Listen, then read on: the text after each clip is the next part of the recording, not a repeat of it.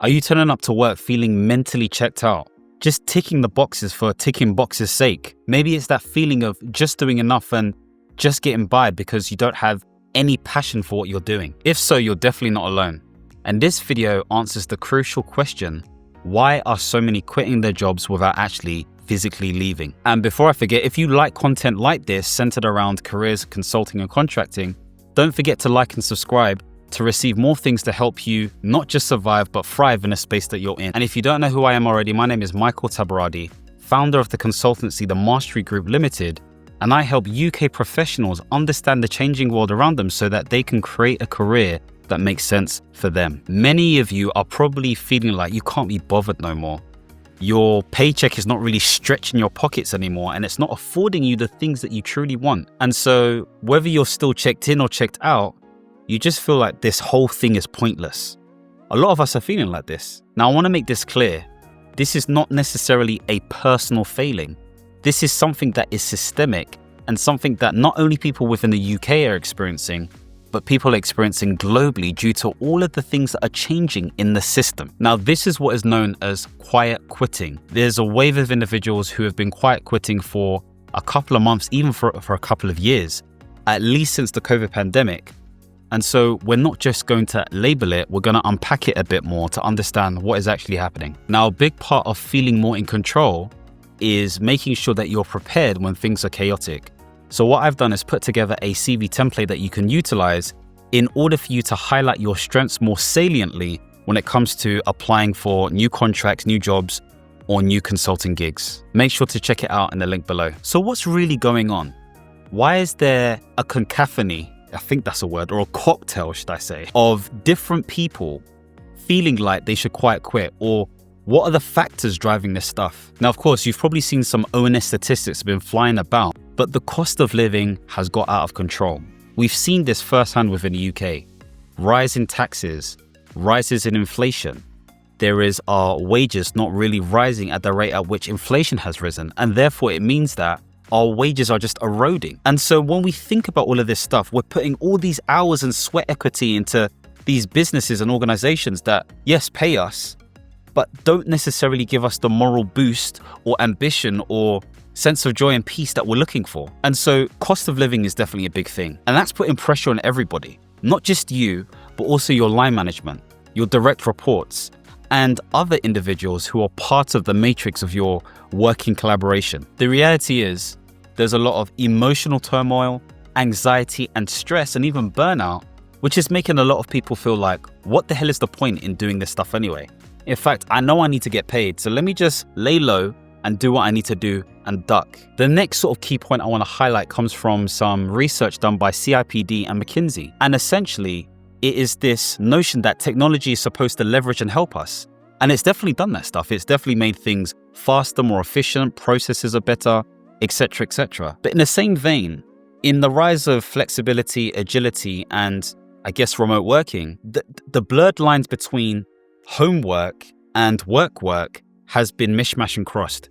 And therefore, personal boundaries that we once had are not necessarily being reinforced. And so you are chronically on. You are consistently being, I was going to say stimulized. Is that a word? There's stimulus being thrown on you consistently and persistently. And therefore, if you're always on, you're not necessarily engaged and you may not necessarily feel human. And therefore, you just kind of like plod along. And so thinking about technology in a different way is going to be crucial when it comes to this stuff. But it hasn't necessarily helped all of us. Sometimes it has hindered us. And of course, we've seen this accelerate since the pandemic. The pandemic was a big reason why more people went online, and you would have seen the Magic 7, Apple, Microsoft, all those different organizations really increased their profit margins because more people were online. And so tech has a big part to play when it comes to this quiet quitting arena. And of course, we can't forget the pandemic. Of course, I said it before, but there was, again, some research done by the NHS Confederation and also Deloitte that highlights that individuals are definitely still feeling the effects of the pandemic. People are not wanting to go above and beyond for individuals who make them feel like they're living a toxic life. I will never forget, and it's just before the pandemic, or actually it was during the pandemic, where I had leadership that didn't know how to lead, How did they not know how to lead? They didn't know how to communicate. They didn't understand the methodology required in order to deliver. They didn't necessarily know how to organize, individuals within teams to make them most effective. And so all these things came into play, and it made me feel like I just needed to do my own thing and forget all this stuff. It made me more anxious. It made me more fragile. It made me more, you could argue, depressed. And depression is characterized by somebody feeling low mood for more than 2 weeks. And so the pandemic had a huge part to play. Now, of course, some of this stuff is pre-pandemic in terms of leadership style and all that kind of stuff. Therefore, I think of nepotism as an example. People bringing people in who don't necessarily have the skills, expertise, or know-how, causing people to feel like they're worthless and undervalued. And so people are like, what is the point? And this is why we've seen a rise in well-being practices and mental health and all these different things that contribute to one's inner satisfaction and peace. So as you can see, based on some of the stuff that I've just highlighted, it's not just people merely feeling lazy and feeling like they can't be bothered. No, there is a whole, shaft of different stuff that is related to the fact that people want to quiet quit now. So we've got, again, toxic work cultures. We've got leadership that is poor. We've got the whole pandemic effect. We've also got things related to technology. So all of these things combined contribute to this feeling like, yeah, do you know what? This is a lot. You want more from me, but I'm doing the best I can and I don't feel like I'm being valued. And so there's a video that I've done previously called Investors Run the World or Run the Economy, okay? And if you've got investors or stakeholders or whatever it may be that are driving the pressure for productivity and activity in order to make more money or have a perception of being a great organization, you're creating more pressure.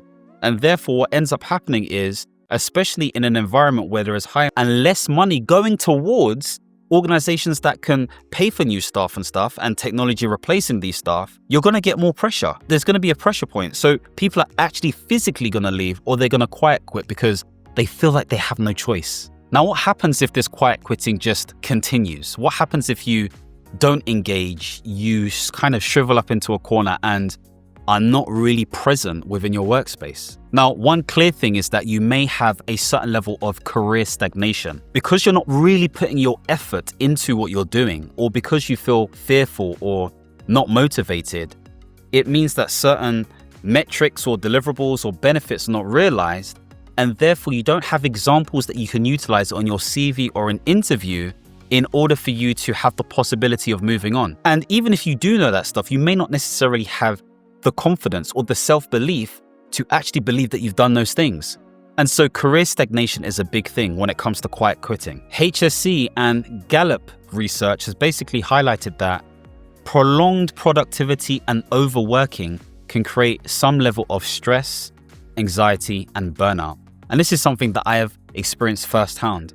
Like, I never realized before that burnout could link to the fact that your values are misaligned completely. And so if you have a misalignment of values, or you are overworking physically or even mentally, then you put yourself in a position where actually it feels like you're losing self. Things are not the same.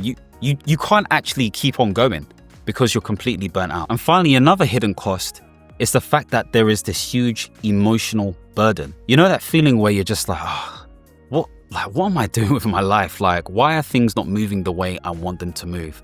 All I'm doing is waking up, having a shower, going to the station, going on the train, going to work, talking to people I don't really care about, going back on a train, eating, watching some nonsense show, maybe talking to someone and going back to sleep. I don't feel fulfilled. I feel like things are just withering away.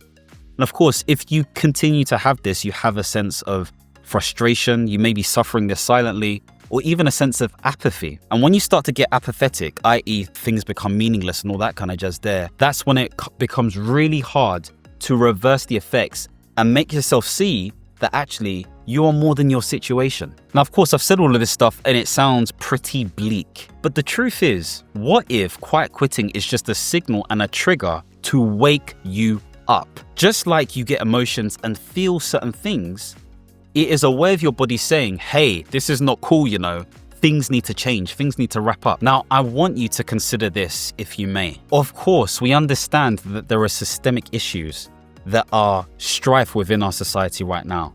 And there are many things we just can't change. But I want to give you the opportunity to start thinking about, actually, let me take some personal agency to understand that at least let me have the ability to start planning and redesigning life the way I want it to look. Now, I'm not talking about no pie in a high sky thing. I'm talking about step by step, brick by brick, thinking about, I know I don't like this. I don't need to argue this point or try and do some analysis or whatever it may be. I know things need to change. So I'm going to do something about it, even if it feels painful. Don't let the feeling slow you down. I want to make this very clear. I don't want to make this seem like there is some big ticket solution out there, because there isn't. There are many people feeling this way. I will never forget. I was on a Teams call. No, it was a Google Meet call. And I just blacked out on the call. This is at a point, this is like at least 10 months in to this workplace. And I was just feeling stressed, anxious, low confidence, low self-esteem, all of it. And this is at the beginning of the pandemic. And that blackout led to me going to a GP, speaking to the GP and them saying that I have stress. I think it was stress or something to that nature. Never been diagnosed as stress before. And of course, some people were like, that's not a real diagnosis. It is what it is. I know what I felt. I needed to leave. I just needed to leave. And so I had this insatiable feeling to go. What did I do? I spoke to colleagues at the time who were contracting, who really helped me understand this new space, this space that I wanted to entertain back then. I spoke to an accountant. I spoke to other contractors. I did research, and I was convicted in the fact that actually I am going to do something about this situation. And I'm going to leave. I'm going to move. I'm going to leave. I'm going to do something different because this is not serving me no more. So the question is, how do you move from a place of I'm not feeling this no more to a place of empowerment and agency? The first thing is understanding. You need to understand what is specifically making you feel this way. Is there a trigger point?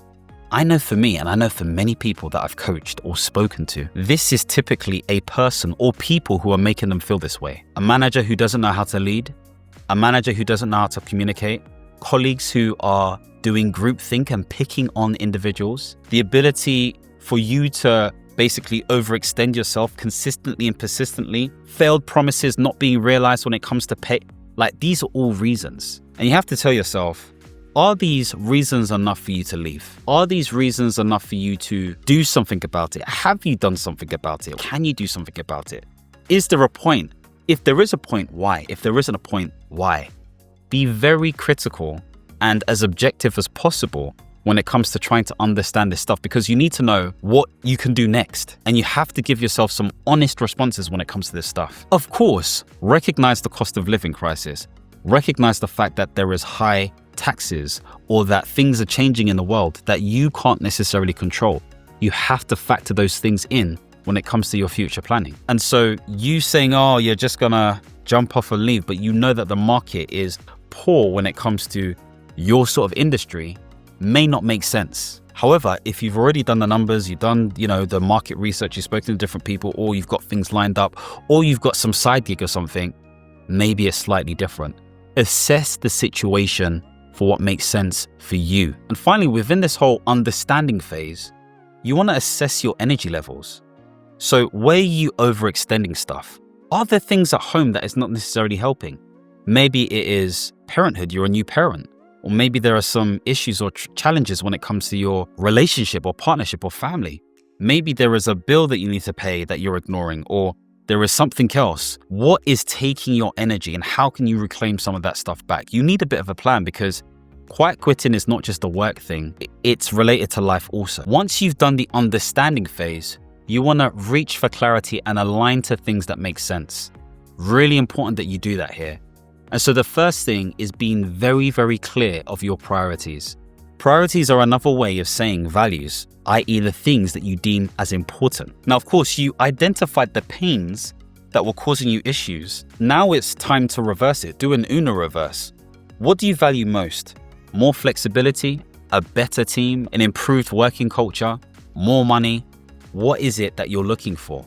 Let's say, for example, it's more money. How are you going to get more money? Is this a case where you're just applying for companies or organizations that pay more? Or do you need to upskill in order for you to position yourself for those opportunities? Or do Do you need to do some volunteering or a certain project at work in order to have that on your portfolio or CV? Or do you need to get a certain qualification?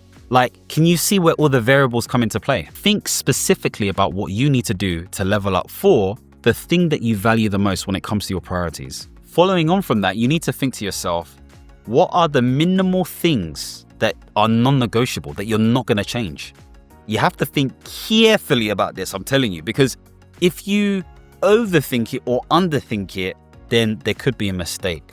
So I know for me, for example, when it comes to contracting, there is a certain day rate I just don't go under. And some people have thought, oh, you're crazy, oh, you're not working, this, that. Yeah, whatever. It is what it is. That is the non-negotiable that I've set for myself. Some people may say it's smart, some people may say it's stupid.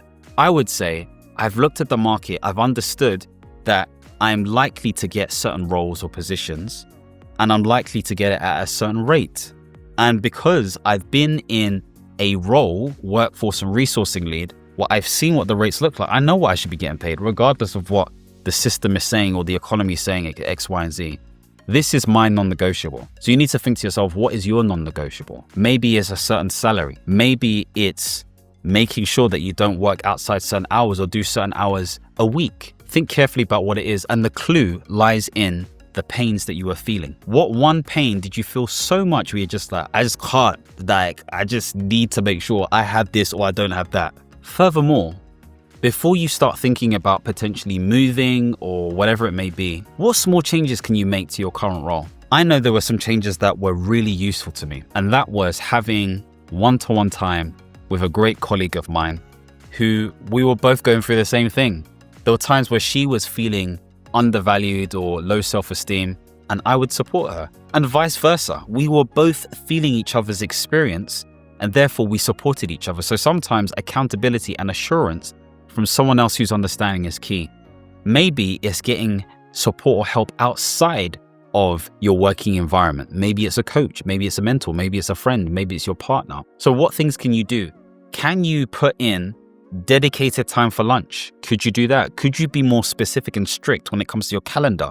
Minimizing all the meetings that you have to have and putting stuff in for actually doing things, thinking, and planning. Those three things are key. And so think about the small changes that you can make currently right now to at least help you during this time. The third sort of phase is making sure that you expand and you start to act. And so maybe strategically, you actually need to disengage because you've got a choice here. Do you try to communicate with them and be more, oh yeah, and all this kind of stuff there, or do you just retreat? Now, if you are communicating with them and you are looking to be a bit more jovial and all that kind of stuff there, then that usually is linked to or tied to the fact that you may need a reference as the example, even though they say you can't give a bad reference, or maybe you need something to be opened up for you, and therefore you have to be a bit more social, whatever it may be. But if you've done all the calculations and you realize that actually there is nothing that can be changed, then you need to strategically disengage and do your thing until you just quietly leave, because that is probably what you need to do. You probably need to find something else. Yes, you do the bare minimums, you track everything, you record everything, you do what's said, and you said what's done. I don't know, I was trying to do the reverse there. You do everything that is required in order for you to be a sterling candidate or sterling work colleague on paper, but you have this, you're not there anymore. You're just somewhere else. This is just a lever for you to go somewhere else. Now, of course, if you're in a space where you're like, actually, I want to communicate, I feel like there is something I can do, then have a conversation with your line management and basically say to them, look, I hope all is well. Obviously, you don't say look, but say, I'm committed to this workplace and the work that I am delivering. However, due to capacity and resources and constraints, the workload is overburdening and it's affecting my ability to really impact this organization the way I want to. Therefore, I want to discuss, are there ways in which I can reduce my workload or at least think about a plan in terms of shifting it to either somebody else or for a later date? Can it be done in phases? And like evidence it. You've been experiencing this. Show them why it doesn't make sense for you to be carrying all of this load. Have a constructive conversation with them. Listen to them. Be firm. Don't be afraid to come back. Don't just say, okay, there's no point, having a conversation with them, building up for weeks or days or months or whatever it may be, to then just kind of like roll over. No, you have to be firm. You have to come with your points, say what needs to be said. And if it is clear that they're not looking to budge, hey, the solution is the solution. You know what you need to do. Focus your energy on finding something else. Simple. Now, of course, whilst you're doing all of this stuff, as I said previously before, you want to think to yourself, do you need to reskill or upskill? Are there things that you need to be doing? Yes, everyone's talking about AI and all of this kind of jazz there, but there are some soft skills that can be developed. Soft skills including how to lead. Okay, there are lots of people who don't know how to lead. There are other things centered around basic project management. So if we think about the hierarchy of project management, you've got project management, you've got program management, you've got portfolio management, and then obviously it sort of like escalates from there, so to speak. And so there are so many different things that you could do to better understand how you're best positioned. Even if you are learning, again, project management as an example, are you going with the waterfall method? Are you going for the more agile method? Are you going for something that's more international and global, or something that's more UK and European specific? What is your strategy? What is your tactic? How do you know this stuff? We've got AI to understand this a bit more detail. So think to yourself, what do I need to reskill or upskill? And is there a way to be more strategic about what that is when it comes to my next steps? In addition to that, can you improve or update your CV? The answer is yes, you can update your CV and make it have more zhuzh, okay? And I've spoken about updating CVs in previous videos where I talk about the PAR method, problem, action, results, but I'm not gonna labor the point in this video. Now, taking these steps really helps you to accelerate when it comes to the expand phase and take the next steps, the next actions. And this is why I urge you and encourage you to take my free CV template below. Click on the link below so you can actually use this template and better articulate your value. I've got a video that supports this and helps you understand how you articulate what problems you solved, what actions you took, aligns to a methodology that makes sense for your stakeholders who are seeing this CV, but also what tangible results did you get, i.e., did it make you money, save you money? Did you make something more efficient? Did you improve customer experience? So if you're unsure about how to improve your CV, then click on the link below to download this free template. Now, as you can see, understanding why we quit is important, but it means nothing if we don't have a plan of implementation to make changes so that our situation is better. We have to, of course, accept that there are external factors that are really forcing these things upon us, but we also have personal agency where we can make changes, where change can come. Now, of course, in my next video, I want to start talking about alternatives to a traditional career and things that you can do to lean into these spaces. Now, if you like videos centered around contracting, consulting, and careers, then don't forget to subscribe and hit the notification bell. And as always, my friends, understand, reach, and expand. Peace.